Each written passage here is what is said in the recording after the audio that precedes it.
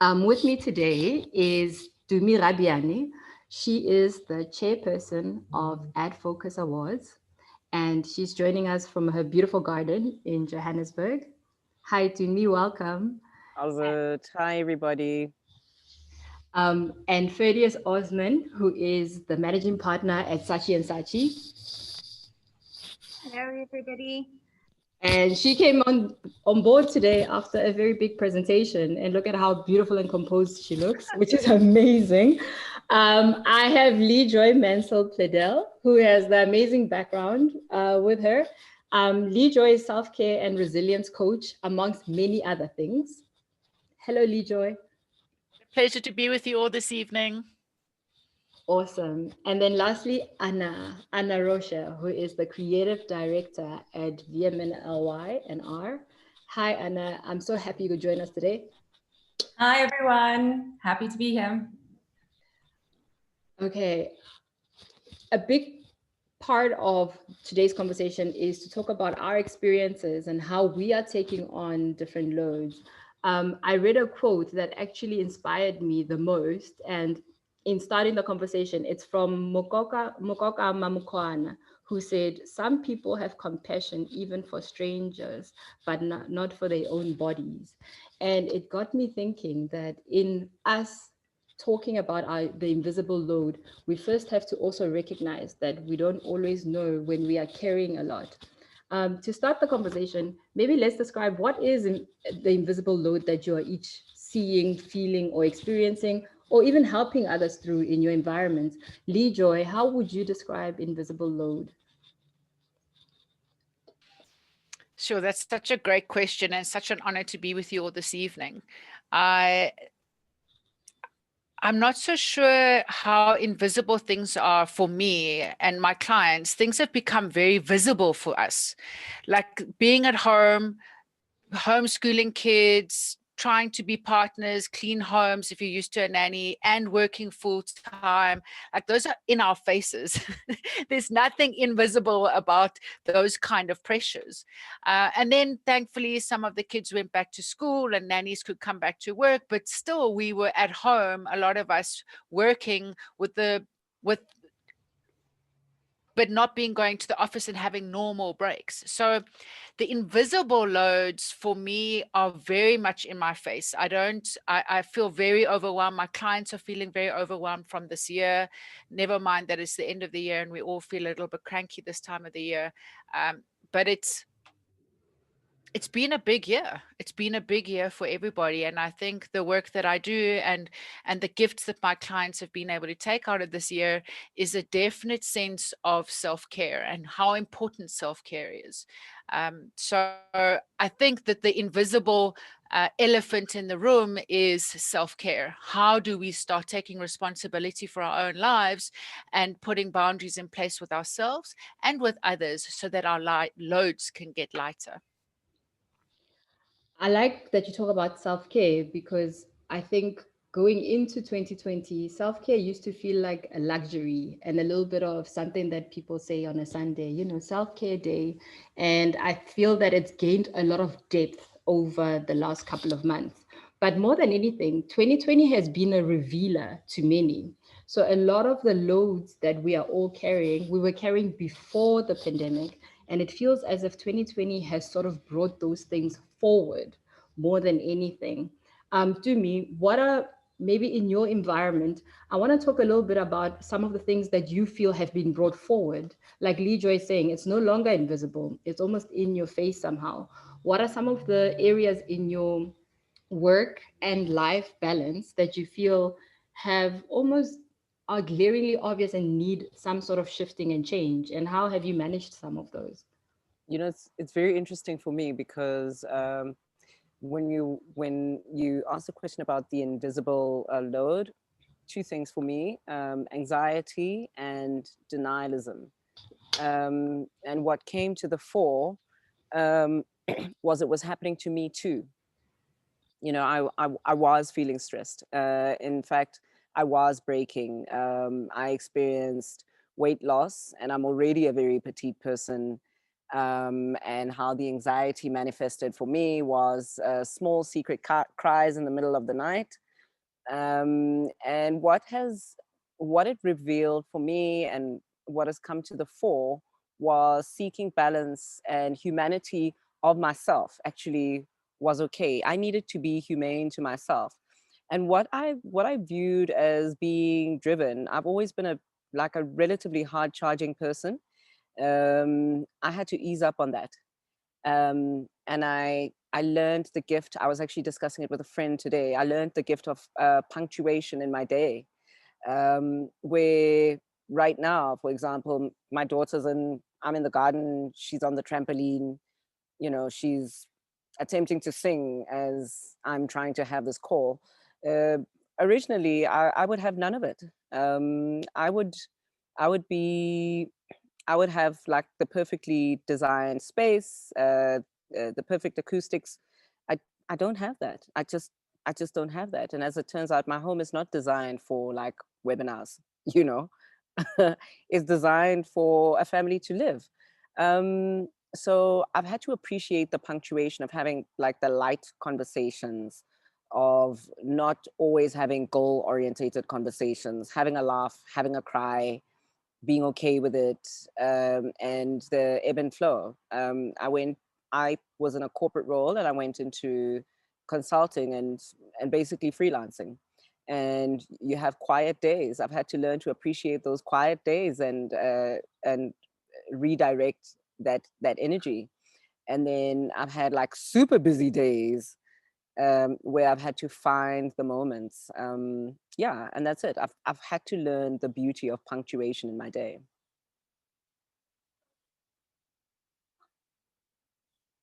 You're on mute. I forgot to unmute. I like that punctuation within the day, almost like a pause. Yes. Before today's discussion, I tried to have this conversation with a group of people, and in that group were men and there were women. And I found that whilst my male friends had some feedback about how they are feeling, they were not as expressive as my female friends. My female counterparts had a lot more to say. And it got me thinking, why is this load heavier on women?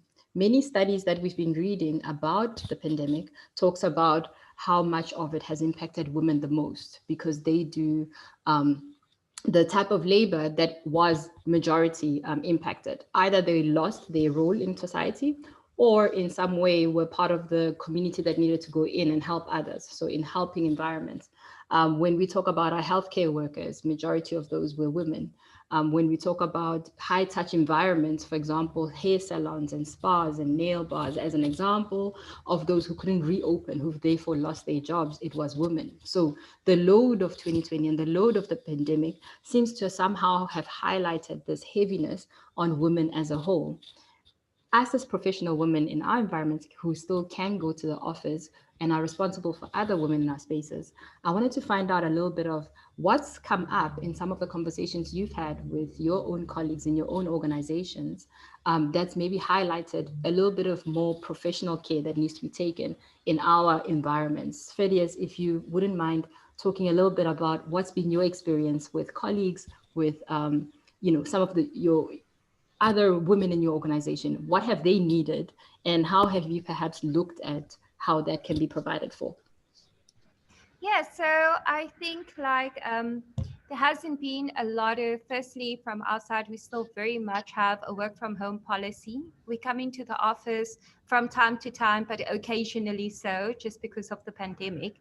But those conversations with my female peers specifically has been around, and it really depends whether they are single, whether they are living with a partner, or whether they are a mother. And if we look at those three different segments, like it's very exceptionally tricky for my female partners or my female colleagues who are parents, because, and the cutest thing is when we're on a Zoom call and all the kid wants to do is give the mom a little kiss, and it's like, oh my God, it's too much, because you're not used to that type of situation in a work environment where it's become very acceptable. But I have found that a lot of my colleagues have said they find it very difficult and very tricky to be able to be a mother the 1 second, and the next second, literally, you have to put on your game face because it's back to work. So it is exceptionally taxing on one's soul, absolutely on one's soul, and it's not easy. For those who are living alone, for them it has been okay. And I can speak as one of those. I live on my own.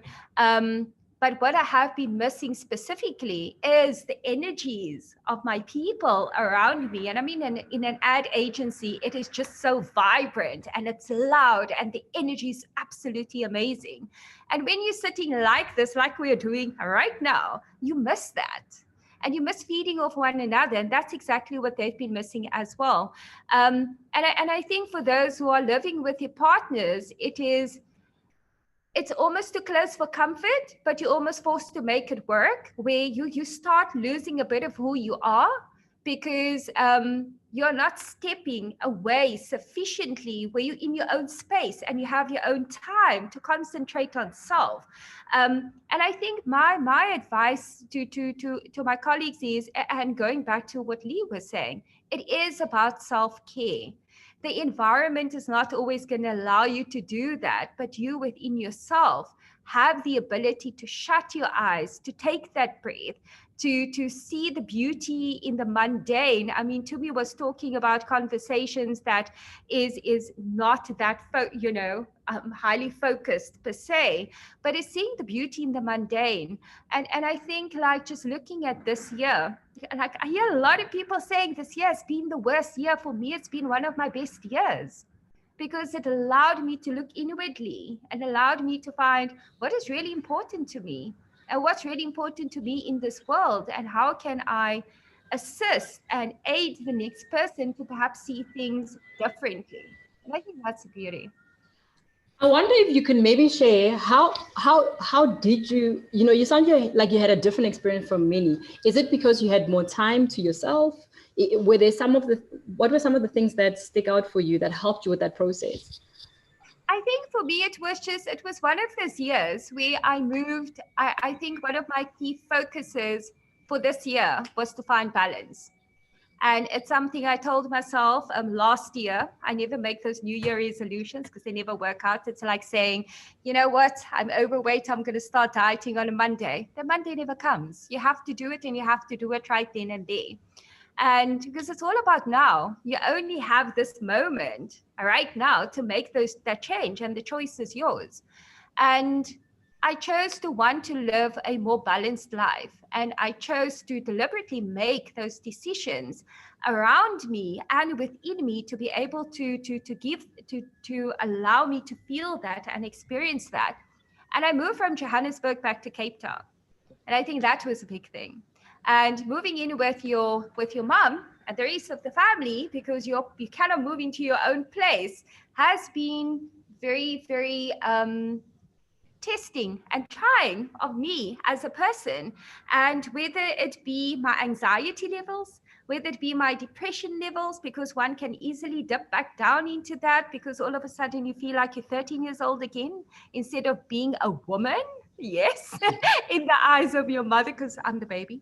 I am the youngest in the family. But I think for me was, I always try to just look at things differently. And I think because my whole approach for this year, even prior to COVID, was to try to look at things differently.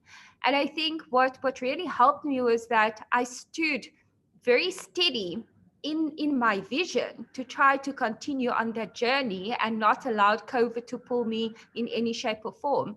And I think the one Chinese saying is, with adversity comes opportunity.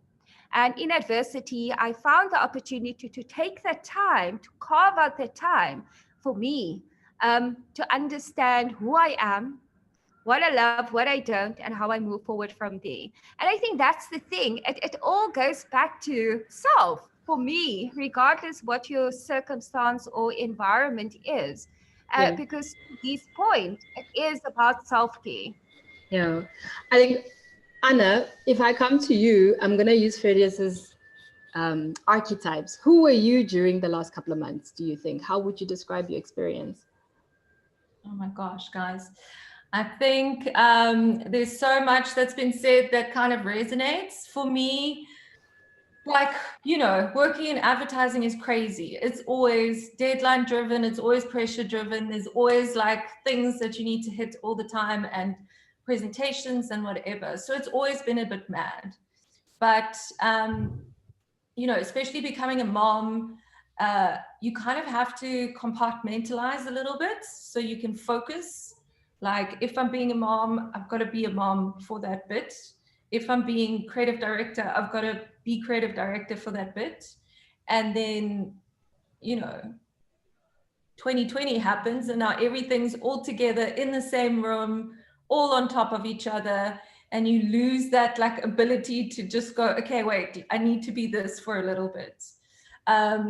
So it was pretty intense. I mean, another thing that surprised me, I don't know, like, you know, I've never been a super stay in one place for a long time person. Like I get cabin fever. I can't chill at home for like weeks on end. I have to get out. I have to do stuff. And you didn't have that for 6 months of this year. You had to just be in your space, live in that space, and that's it, you know? So it was really a lot. And I mean, between, another thing that I found interesting was, even though we're now all apart, and I think someone spoke to this earlier, you're now in people's space. Like I've seen people's bedrooms where I would never have seen that. Or, you know, like everybody knows my son, everybody knows what he's into. He'll just come into the call, tell people about underwater creatures and whatever. So, and you can't stop that, whether you're in a client presentation in a pitch, or whether you're reviewing work, or whether you're just catching up with someone. So it's just been a year of intense overlap of like your whole life just condensed over each other. I suppose, yeah. No, I was going to say, I suppose some good came out of it, because I found that feeling like I'm in somebody else's environment was actually quite positive. It helped me almost feel like I know the person. I think also the mode that everyone went into at the beginning was efficiencies, you know, like so much stuff is happening. We need to get this going. Like no time to even say, hey, how are you doing? How's it going? Just like efficiencies, like what are we doing? What are we talking about? Let's get this thing going.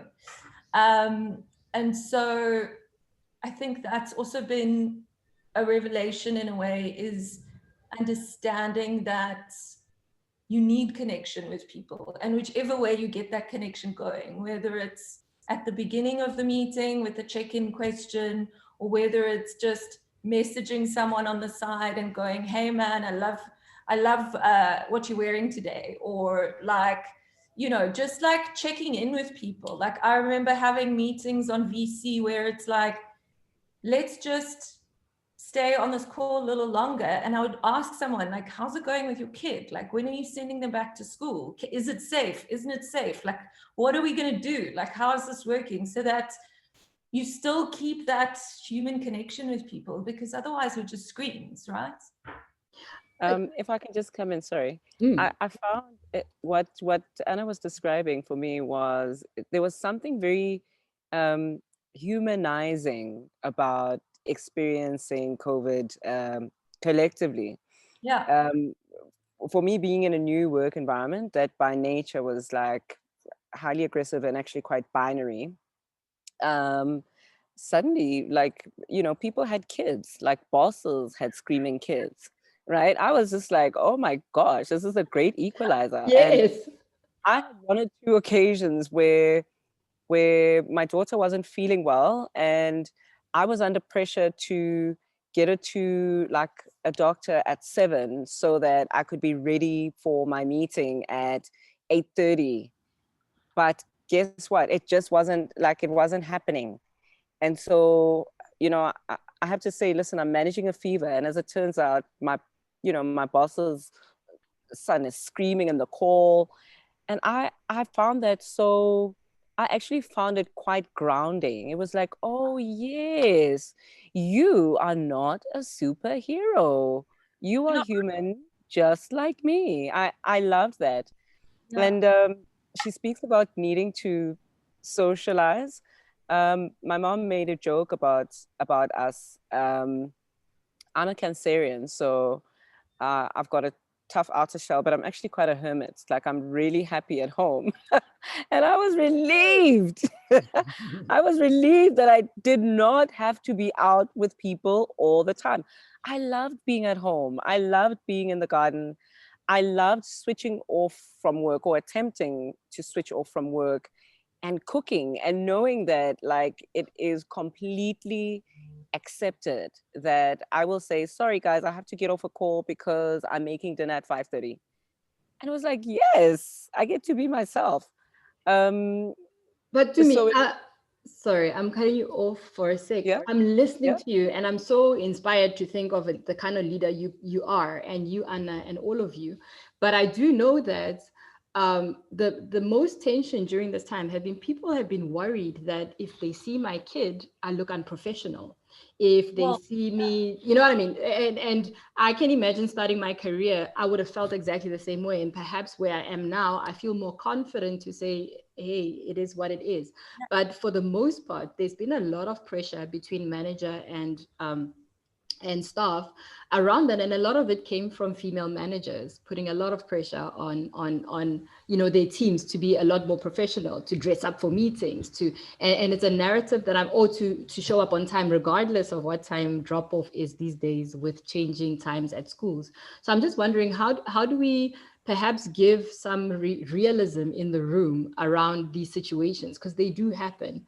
And I'm not saying it's only women, but I'm saying having 4 women on this platform who can give some tools for maybe saying no if you are in that situation. What would that conversation look like? Leigh Joy. Yeah. I just saw Leigh Joy's hand. It's such a beautiful conversation, and I am so grateful to be alive at this time where we can sit and talk about this shit, right? Where we can get real, we can get authentic, and we can put it on the table and not get personal about it, not get emotional, pick away what doesn't fit and pick up and walk with what does. So I might be a bit controversial. I have a 8-year-old daughter, and through this lockdown, I realized I'm not a teacher. Like, I was homeschooling, but I did not do 3 years of education as a teacher, number one. Number two, I do not have a natural proclivity to teaching children. It's not my thing. I did not wake up one day and decide that's what I desire to be. So I decided I'm not going to homeschool. I did a month and a half homeschooling, and I said to my daughter, unfortunately, I work during the day, or not unfortunately, I choose to work during the day. That's where my power lies. If it's an emergency, please come knock on my door. I'm there for you. But otherwise, I sorted her out that she was okay. She wasn't left all on her own. I have a husband. But the gift that I gave myself was, what are my strengths? We're going through an incredibly stressful time. So I had to think about my own self-care and my own mental health. And I had to think about, what can I really do? Where am I needed? And how can I show up in the most powerful way that I can? And the one thing was for me, and I'm not saying every woman in the room needs to do this, but for me, I realized I was not a teacher. That was not my job. And I needed to take that hat off, leave it at the door. It took me a couple of weeks to get over the guilt, but I kicked it into touch and I carried on with my life, right? I'm not a chef. I don't cook for my family. It's not my thing. And I took that hat off, threw it out the window and kicked it out the door. So I really, Firdous, you were talking about getting real with who you are and seeking balance in your life. And I experienced that exact same thing. Taking away what women think women should be, and really going inward and looking at my own heart and soul and my mind and thinking, how can I most powerfully show up today? Where are my gifts? What is it where does the world need me, and where do I need the world? And to show up from that place and give myself permission to be that authentic. So that's my gift to you all. Amazing. To me. So So something that Leigh Joy started out with as well was talking about how everything was surfaced. So these like invisible things stopped being invisible, and for me, two things. Those tough managers, particularly the female ones that were, not understanding. I think for me, I personally didn't experience that necessarily. I actually experienced a lot of collaboration and support, but towards a different objective than the one that I wanted, or I was capable of delivering. But there's something about recognizing projection and being able to separate yourself from the narrative that is being delivered to you. So and that for me, the outcome of that was also a level of empathy. You are being hard on me because your environment is hard on you, but we're not going to be hard together. And it gave me the gift of continuing the personal work. I had to resuscitate my faith in myself in a very difficult time, where the gain was not necessarily material. I had to keep it moving, but like really keep it moving. And so, yeah, that gift of being able to discern projection versus what is reality, the person's truth versus your own truth, and understanding how to build the bridge. And I think the methodology for me of building that bridge was empathy and not necessarily buying into the negative, narrative. Yeah. I like that. I think that helps with somebody who's in that situation. I want to talk a little bit about burnout, because the conversation we're having at the moment, although we're not out of the woods yet with COVID, is still a little bit of a, joining the dots once you've experienced something. In this moment, during these last couple of months, we've all experienced some level of burnout, but I don't know if everyone knows how to identify it. I don't know if everyone knows how to pinpoint, I am actually needing true help, not just, I can't self-help myself out of this one, for example. I can't take myself out of it. I wanted to ask, perhaps, Firdous, you've had a lot of change happening, and you've probably experienced some level of burnout in your career at some point.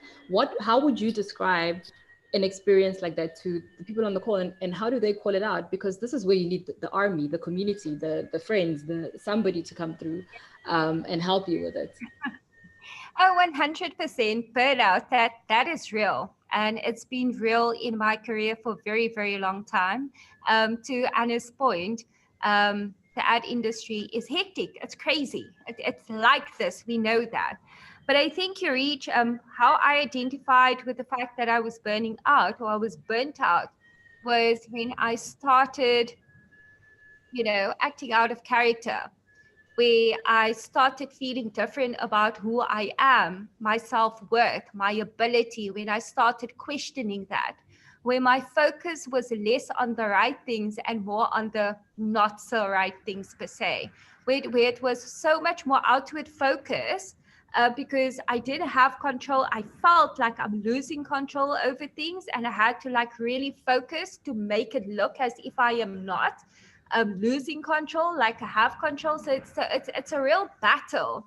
And I think what I have learned in my journey is that you actually just need to step back and take time out and be realistic about, listen to your body, listen to what you're feeling.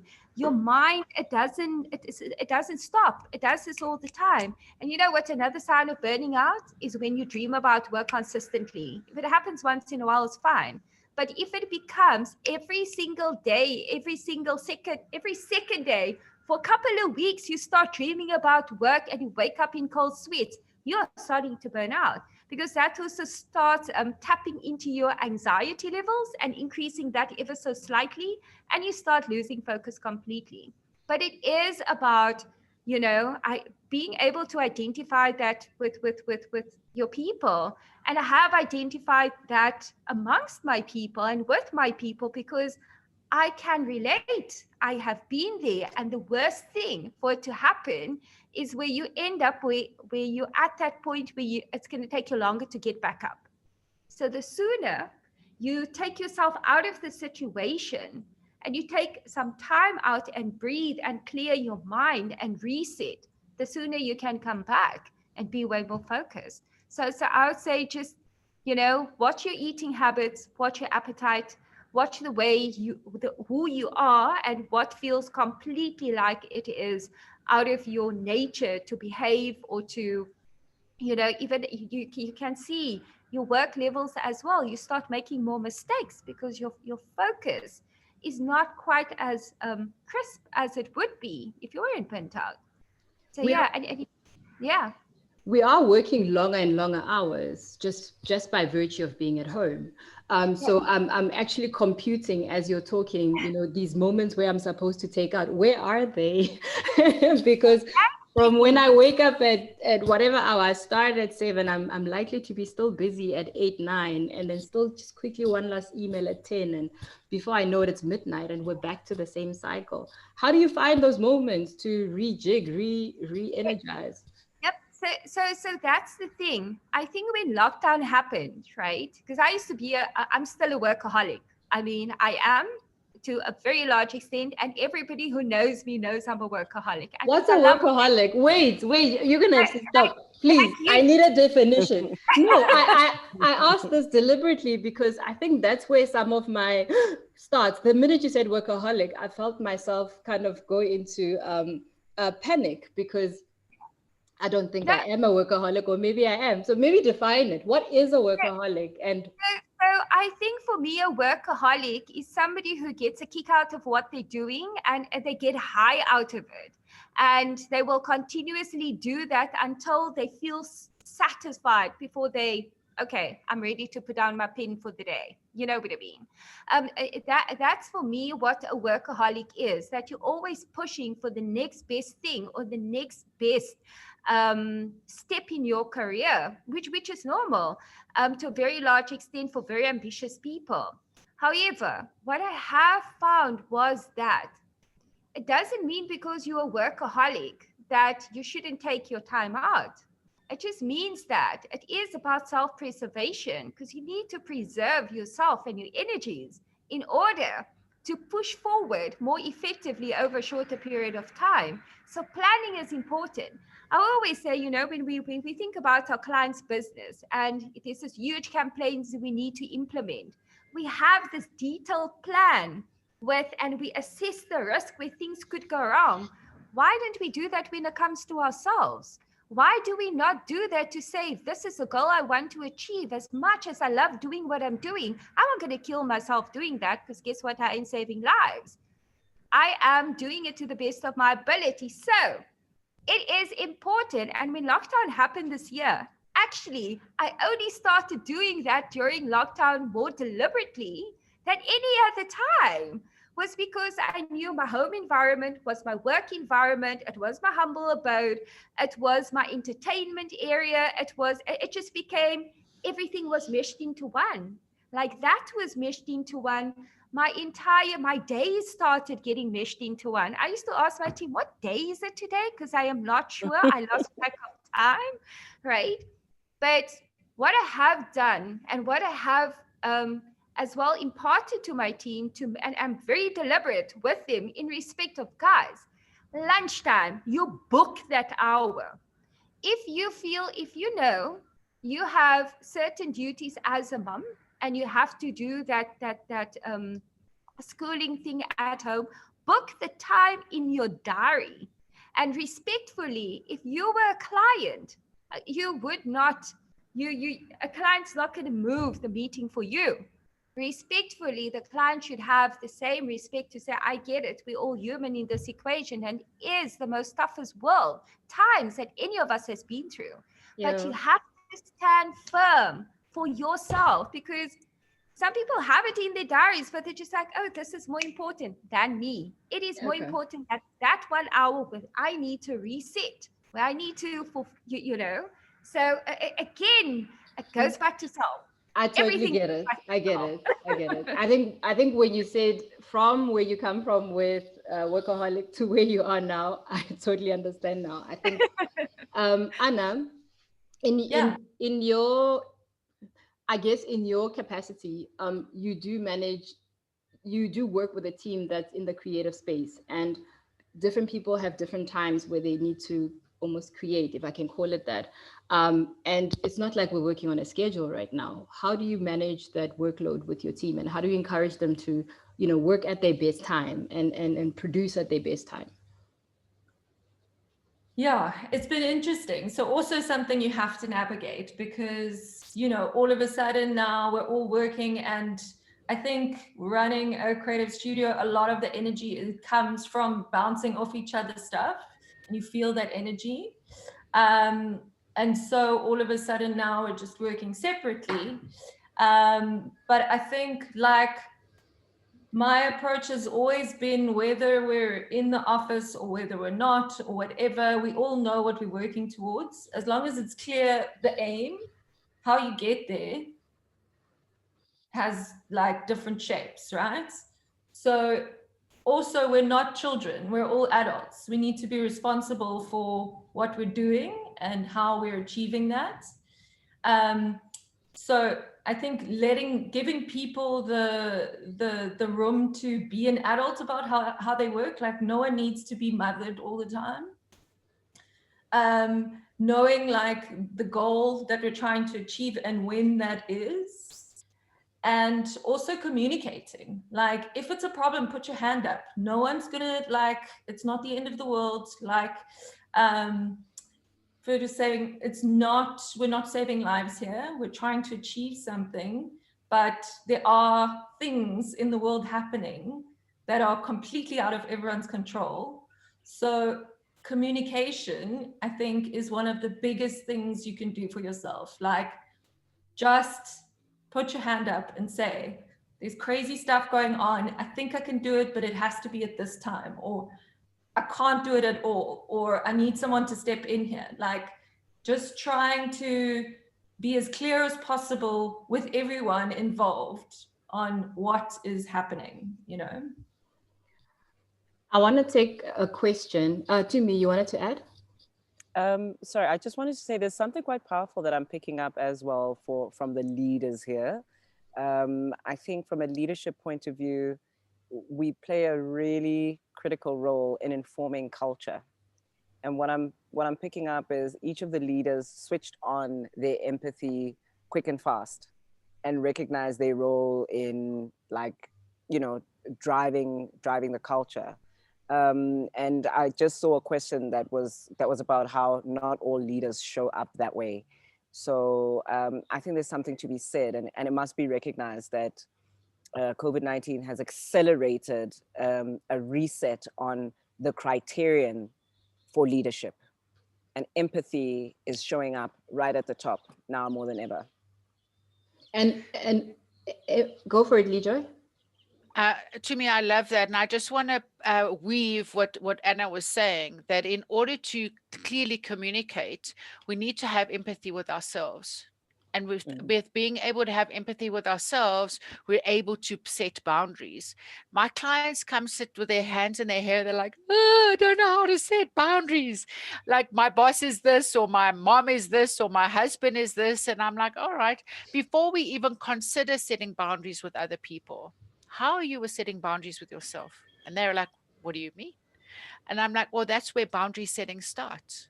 If you're going to, like Firdous said, today at lunchtime, I'm taking a break out, I'm going to have lunch, or I'm going to do school teaching. If I don't set that boundary with myself, all my clients can weave through my diary like they want. So yes, I think as a leader, there needs to be self-leadership, and self-leadership, the root of self-leadership and is empathy, and then being able to change the culture. Because I think I'm not in the ad industry, but the word on the street is the busier you are, the more productive you are, the more crazy your ideas, the more you valued. Look Now, busy. I don't know what the stats are with regards to burnout in your industry, but I can assume they're pretty high. Now, can we in this conversation today, maybe shift the dial and say to here and no further? Can we set a boundary on the culture and say our women are more important than productivity? Surely, as people, as humans, we can start having empathy for ourselves. Yeah. Lidra, you wrap it up so well, because if we don't start that culture, then it kind of continues. I had a quote that I was reading earlier from Ariana Huffington. Women need to lead the way to change our culture of burnout, both for their sake and also for the sake of successful men who desperately need new models of success. We need to be rebuilding new models of success. And I love where you're coming from with that. Yeah. I'm looking at the time, and I realized that we started later, but I really want to take at least one question from the audience who've been so generous with their questions. And what I like about most of the questions that I've seen is also just how everyone's sharing their own experiences. One of the questions is about, how do I communicate with my manager or my boss or colleague? Just because technically I have the time in my calendar doesn't mean I have the brain capacity to do yet another task, where this is less of a how do I shut down necessarily, but also I cannot think. I may be available, but I cannot think. How do I communicate something like that? Yeah. I'll come in Go after for it. Freddie. Go for it. I would say just be honest. You have to be honest. Like you're honest with yourself about you don't have the brain capacity. You need to be honest with the person who's expecting whatever there is from you. In the absence of that, and Anna was tapping, Anna actually, tapped on this earlier, where she spoke about communication. Communication is key, but honest communication is absolutely critical at a time like this. I think what we also tend to forget is that the next person is also human. And sometimes, people might seem very hard on the surface, but they're actually sweetie pies within. We just never know. But if you don't try, you're never going to know. But my saying is, if you don't stand up for yourself, you don't speak out for yourself, nobody's ever going to know, and you're going to end up suffering. So you only have you. That's powerful. Freddie, I'm definitely an example of what you're describing. So in my denialism initially about not being able to deliver X, Y, and Z and needing time to adjust, I think of myself as fairly eloquent. I developed a stutter. So I found myself in a meeting trying to present, dry mouthed, stuttering, and on one occasion, and for me, that was the breaking point. That was the final alarm. It was a virtual meeting. My camera wasn't on, and I burst into tears. And often when we think about like bursting into tears, we think, oh, is this like big high drama? Like we see it on TV, and it wasn't like that at all. It was just quiet crying. I just went dead in the meeting. Mic on, presentation on. And the only other thing I could say after that is, I cannot do this. And I had to forgive myself for showing up as what I considered incompetent. Yeah. And so what Leigh Joy was talking about exercising empathy towards myself, I slept for about a week. When I say I slept for about a week, I mean, I woke up on and off and I did nothing for a week after acknowledging that truth. And then forgave myself for not being caring towards myself, and then looked at the future. So for those, you're telling the truth right there. And a powerful thing about the truth, if you deny it, it will find you. Your truth will find you. It is always looking for you. And it's not like this deep esoteric thing, like only in The Alchemist, as it turns out. It's right here. Yeah. It's right here in our lives. That's so real.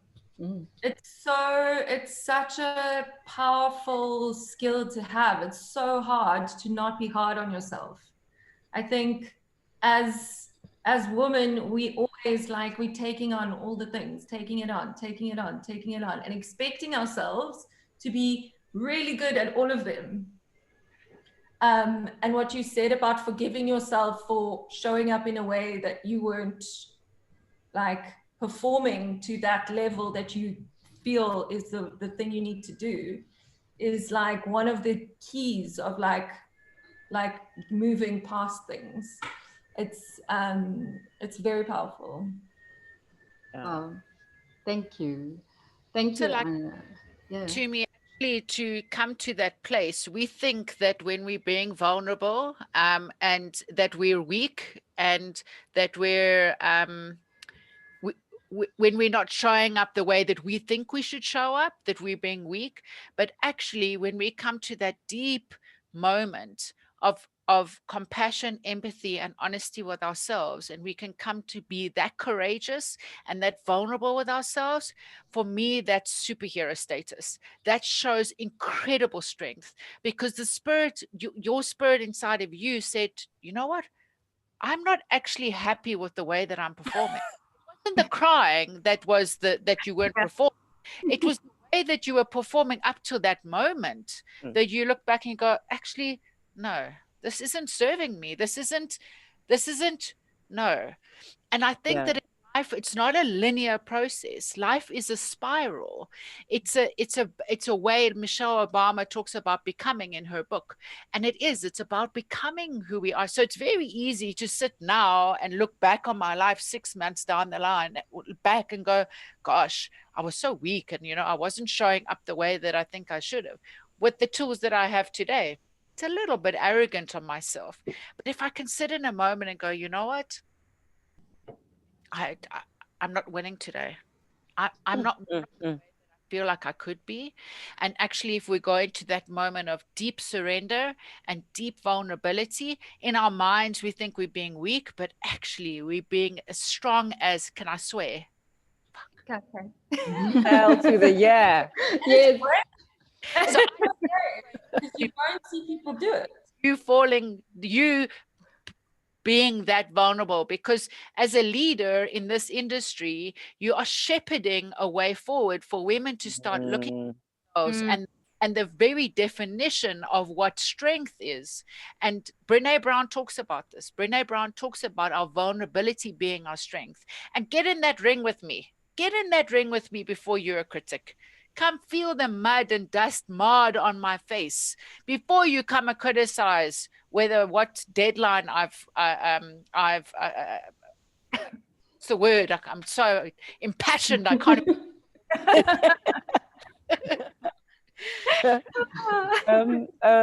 There's an expression that I took on a couple of years ago in conversations with my mom.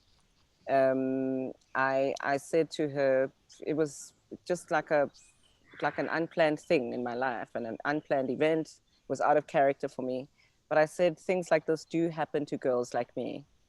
And I had to recall that and replay it in my head in relation to my career. In my personal life, I allowed myself the room for mistakes and imperfection. And in fact, to be very frank, being a personal person had not been a priority for a long time in my life. And I held myself to an extremely high professional standard. And as it turns out, things like this do happen to girls like me, even professionally. I can laugh about it now, but my gosh, it was rough. It was rough. Thank God it does, to me. Thank God it does. Otherwise, as a leader in your industry, you're perpetuating the bullshit.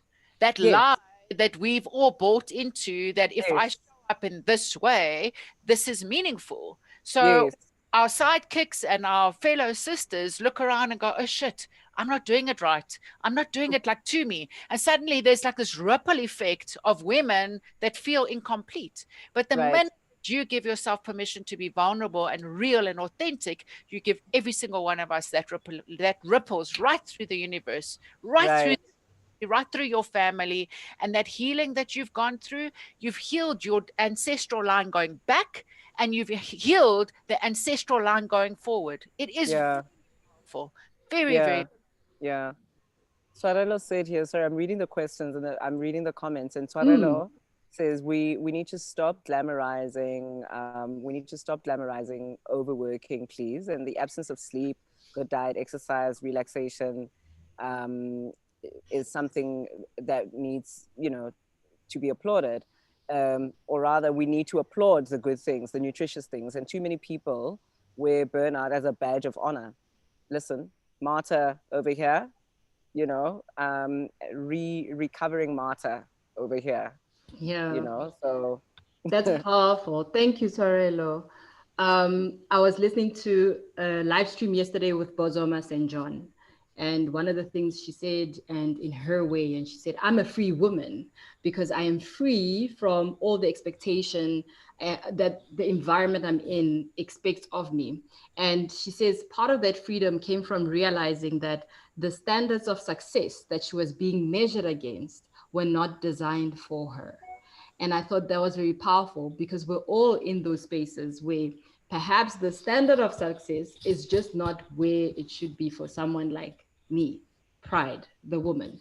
So with that in mind, we should be offloading and passing the load somewhere. Let's start at home. Let's start at work. Who should we be passing some of this load to? Have we practically identified spaces where we should be saying, you know what, you do this one? I'll give you an example. I'm busy with interviews at the moment, and my male colleague felt comfortable saying, do you need me in those interviews? I think you can handle it. You're more conversational. But actually the translation, in my mind was, women like this kind of stuff, so you do it. But actually we're colleagues, and it's our responsibility, both of us, to get the right person. So you will be at that meeting. So what are some of the areas that you think, we should be offloading, actually, practically speaking, looking at it and going, this is nonsense. I'm gonna hand it back to you. So can I speak in a private capacity? Yes. Or to know home. I have a home example too. It's the Colonel. I'm married to an Englishman, and my nickname is the Colonel. I have things timetabled. I had who is mopping the floors, who is cleaning the dishes, who is ironing the clothes when our nanny wasn't here. And I had to realize I'm not a mopper. I'm a sweeper. I'm not a mopper. I don't like the water, my nails. It's going to mess up my nails. So that was my thing. But in saying to my husband, he had to mop the floors, I couldn't tell him when he was going to mop the floors or how he was going to mop the floors. I had to let go. If I was going to hand over that job to him, I had to surrender that job. I didn't have to keep picking it up every day and shouting at him and screaming at him, please mop the floors. I had to surrender that job. But in surrendering that job, I had to put a boundary down with myself that I'm not going to mop the floor. Secondly, I had to surrender and set a boundary with myself. I'm not going to complain with him because the floors are not mopped 10 days later. I had to live with a different idea of what I thought was okay. So was my sanity handing over this job, is that worth more? That is worth more to my sanity than fighting and mopping the floors. So you got to look. Yeah. And also like handing over jobs to kids, like important, like the cats, my daughter must feed the cats. Like yes, I'm Superwoman. Yes, I can do it all. I can do it all. Do I wanna? Sometimes. Do I always wanna? Hell no. So I like that. I think one of the examples I wanted to share was with a friend of mine who they all live in the same proximity with their parents, but their brother, who's the closest, hasn't been to see if their parents are okay. It's almost as if, the sisters, because they're more conscientious, they should go and do that. Hand it back.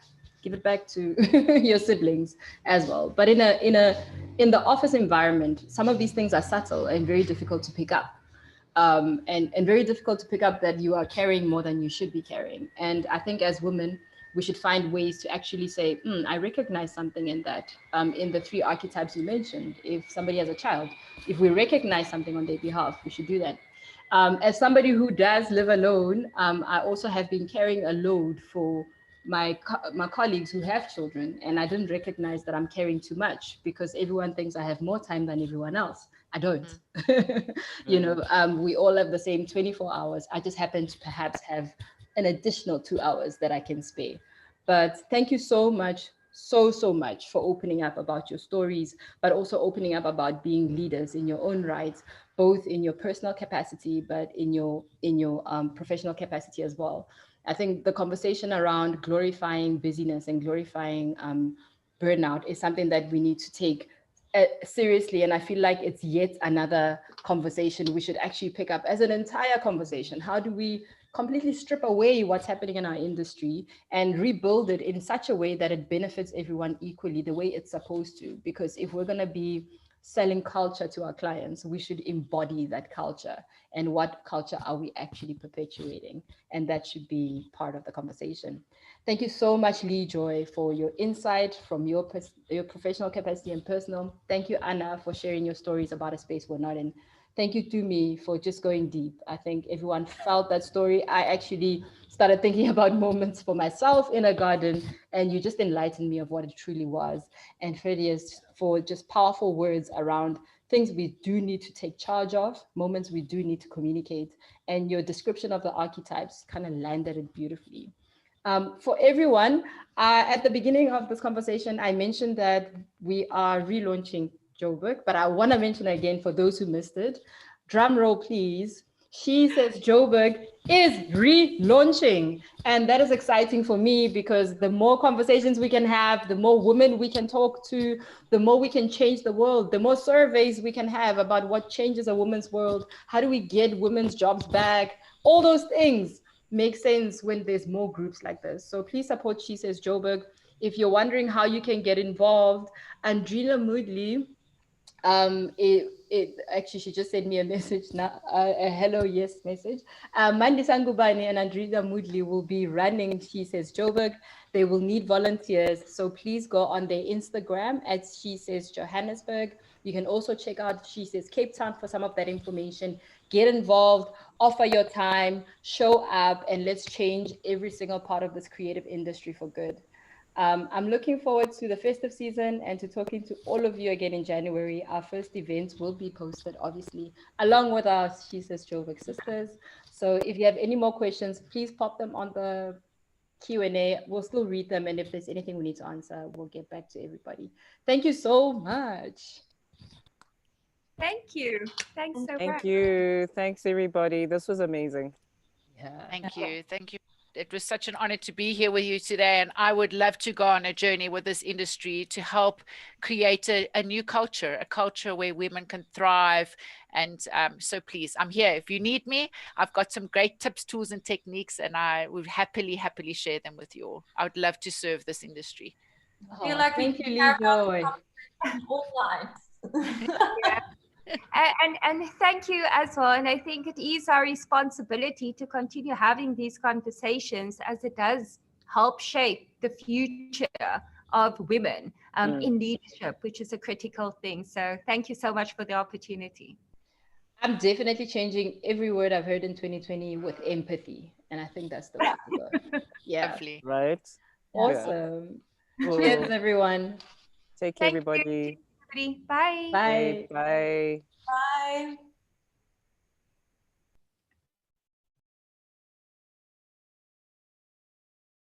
Thanks, Pride. That was so cool. You hosted that really well. True. Thank you. First, thank you. I appreciate that.